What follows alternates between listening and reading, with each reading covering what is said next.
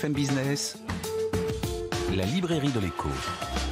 Les livres de la dernière minute. Christian Chavagneux, quelle est votre dernière sélection pour aujourd'hui? Un petit repère sur l'économie sociale et solidaire, écrit par Timothée Duverger, qui est l'un des meilleurs spécialistes français du sujet.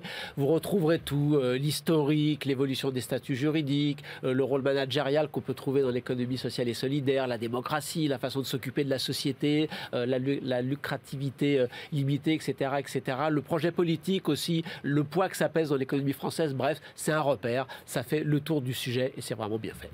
Jean-Marc Daniel. Alors moi j'ai choisi un livre de Pierre-Antoine Donnet. Pierre-Antoine Donnet, c'est un journaliste de l'AFP qui a été pendant très longtemps correspondant de l'AFP à Pékin.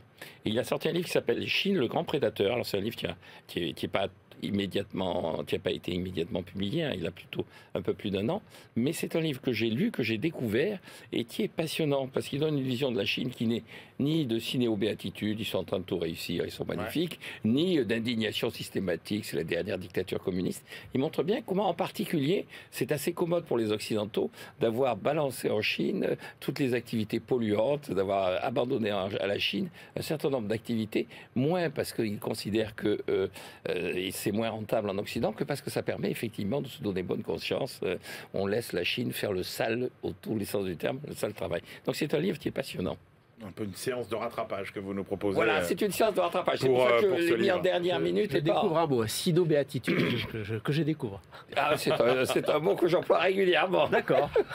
Allez, moi un peu dans l'esprit de Christian sur les livres qui vous apprennent tout. Ce livre qui s'appelle À distance, la révolution du télétravail. Je ne sais pas si vous l'avez vu passer. C'est sous la direction de Pascal Leroy, Lucille Metelal et Florian Tedeschi. Évidemment, avec la pandémie, la part des actifs qui télétravaillent a doublé depuis 2 ans. Et ce livre, en fait, recueille les points de vue de sociologues, géographes, anthropologues, urbanistes, économistes, syndicalistes et représentants du patronat pour explorer un petit peu toutes les conséquences du télétravail. C'est extrêmement complet, extrêmement riche et passionnant. Voilà, c'est la fin de cette librairie de l'écho. On se retrouve la semaine prochaine et d'ici là, bonne lecture.